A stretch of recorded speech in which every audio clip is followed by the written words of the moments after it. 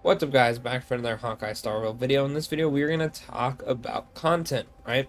Now, with the current 3.4 update coming in pretty soon, there's actually tons of content coming out, right? But I did make a joke, right? Because if we take away the fake collab, right, which for the first week we won't have, the only events are going to be Candy Crush and the story, right? Which, technically speaking, I'm going to separate the story from the actual events because, one, a lot of people actually skip story, which is crazy to me because I think the story is in an excellent spot right now. I'm super hyped. The Celestia trailer that dropped last night was so cool. I wish I reacted to it, but I mean, hey, it is what it is, right? But a lot of people, when you look at events and things to do, they'll look at the actual like event tab. For example, right now the events are there's that racing mode, there's ×2 drops, and then technically speaking, there's a divergent weeklies or whatever if you have grinded that out, right? However, I kind of just view that as most people would just do the weeklies, and then if they need to, they'll grind extra for like the extra stuff, right? And then that's it, right? Now in 3.4, the events we are getting are ×2 drops for relics and planners, right? Fair enough. We normally get that. Candy Crush mode update, the like bird, uh, almost a casino, the bird like slot thing in. I forgot the actual name of the airship. It's the airship that you get, right? And then there's Fate with their Holy Grail thing. So I made a joke saying Fate really carries, right? Which, to be fair, this is the Fate update. Even though I'm not a huge fan of it, I'd rather be focused on Fate on the story at the moment. But hey, you know, they had to drop Fate eventually, is what it is, right? So I made a joke about how Fate carries, right? And people were saying, "Oh, there's plenty of content." They brought up the characters, right? And now, me personally, I don't like thinking of new characters as content or events or things to do, mostly because it's not something that everybody can do, right? Everybody can enjoy the new story. Everybody can enjoy the Fate collab. Everybody can, well, like, sorry, the story, right? Technically, Archer's free, so you can enjoy him too, right? But new characters and even the buff characters, not everyone's going to have them, right? A lot of people are probably going to have Blade because he was introduced and you can lose 50-50 to him, right? But a lot of people are not going to have the characters, right? So does that mean that they don't get to have content because they don't have the characters? Well, technically, yes, right? Because having the new characters will always give you something to do, whether it's building them, getting better artifacts for them, getting better, you know, summoning for different characters, right? So you do grind up stuff to get more currency. Technically, it does give you more things to do. However, in terms of actual event and things to do in an update, I'd like to not think of the characters because it's not something everybody could do. And I don't want them to substitute, oh, hey, since we're dropping Phanon and a bunch of buff characters, we're actually going to give you less events to do because you have more stuff to do with the characters. Not a huge fan of that. I'd rather just have more actual events, right? Which leads me to the topic of today's video. Do characters count as content? Or should more characters mean the lack of events, right?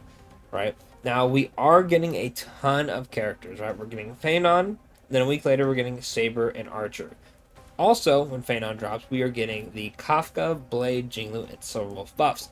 Now, I have Jinglu, I have Kafka, and I have Silverwolf. I don't have Blade, right? So, technically speaking, that means that when Blade gets his update, I will have less content to do than other players, right? Which technically, that is true. However, I don't want the devs or the game themselves to think, oh, you know, since we dropped so many characters, we're not going to drop like a second event, right? Um, that's just how I feel personally. Very curious what you guys think in the comments, right? I think that when they plan content or events in an update, they should think about it without the characters in mind. Not more so about what the events are about, but more so of, uh, oh, you know, things to do, and they mark off like Fane on all the buff characters, right? Because not everyone's gonna have that, and I know I've repeated myself many times. It just feels it's kind of crappy if you're one of those players because you can't enjoy the game as much as other players, right? And of course, there's always going to be, oh, well, you know, having more options is more fun. That is very true, right? But having like one event to do the entire patch of 21 days is absolutely crazy to me, right? Obviously, Fate is coming out, so the next patch will be pretty juicy, but there wasn't a bunch of stuff in this patch. The story was excellent in this patch, I will say. But there's been a lot of patches where it's been a lot of dry events where it's like one or two events and then that's it, right? We had, I believe, what the baseballer event came out at the beginning, and now we have the driving event thing. I don't know how long the driving event thing is, right? But most events probably can be knocked out within a day or two of playing, right? Even if you don't actually play a lot, the events aren't long, right? So even if you are someone who's busy, as long as you hop on and do a little bit a day, there's no way you are going to run out of time. I mean, most events are like what, like 2 weeks, 3 weeks, right? They're pretty damn long, right? And I know this is a gacha game, and I know people are gonna be like, hey, this is supposed to be like a side game, something you play on the side. You're not supposed to like play it every single day, every second, right? That is true. However, there is a lot of gacha games out there that actually give you a ton of stuff to do. I'm going to compare it to Genshin because Genshin is the same company, right? In Genshin, to be fair, it is open world. You know, you run around, all that stuff. It feels like there's infinitely more stuff to do. You know, granted, way more tedious, and I'd, actually like cry if I had to do it, right? But they have like more chests, more quests, more like random stuff in the world. I feel like event wise, maybe it's just me, right? Just because maybe I don't play it, right? Their events definitely yap a bit more, at least from my experience, right?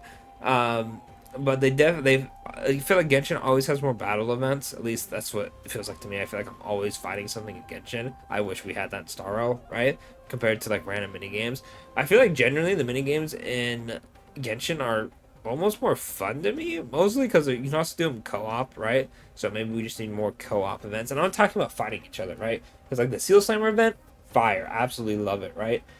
Candy Crush, you can also fight players, but maybe like a co-op one would be pretty cool, right? Maybe bringing back old events. I know Genshin does that. They have the whole hide and seek game mode, which I think is absolutely fire. Probably like the best event they've ever done. I don't care what you think. Absolutely fire. I love it so much.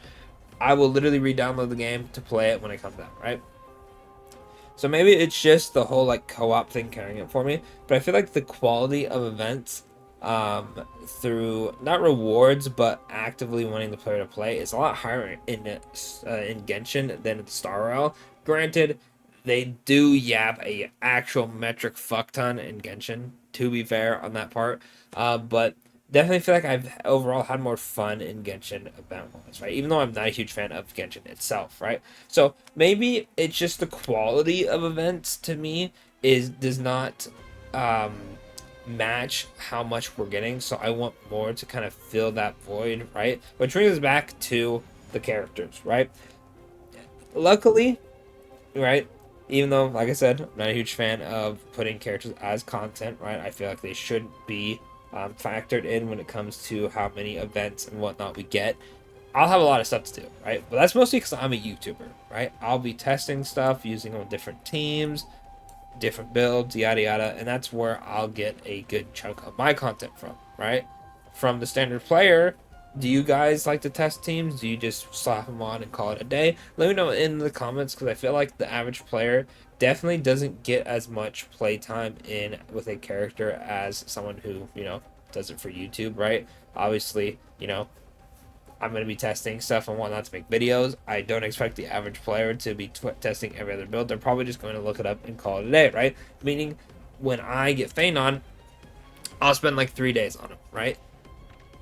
3 or 4 days figuring him out. The average player will probably just build him up and use him and then wait for more things to actually use him on, right? A similar thing with Dokkan, right?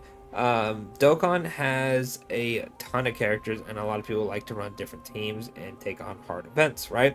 If an event doesn't have a reward at the end of it, I don't really waste my time doing it unless there is a character that I really, really like using, right? For example, Phanon could be that character where I try him in MOC, Pure Fiction, all that stuff because he's really fun to use, right? Same thing with Dokkan. They dropped like Tian. Huge Tian fan. Used him in a bunch of stuff that are already cleared, right? But I feel like maybe I'm gaslighting myself to thinking I'm with the majority of people, but I feel like most people, once they got the rewards from something, they aren't going to go back and beat it. Which, hence MOC, Pure Fiction, Apocalyptic Shadow. They come around, you spend like an hour on it, you beat it, you don't really have any reason to do it again, so you don't, and then, there's no content, right? So let me know in the comments below, what do you think that they should do to kind of increase playtime or increase the amount of content? Do you think, buffing older characters to have you use them more or grind them out more is the way to go? Having more events, right? Having higher quality events. Maybe, different endgame stuff. Maybe endgame refreshes a bit more or is longer. Let me know in the comments what you think is the best way to increase content in the game. And of course, don't forget to like, subscribe for more videos, and I will catch y'all in the next one. Thanks for watching.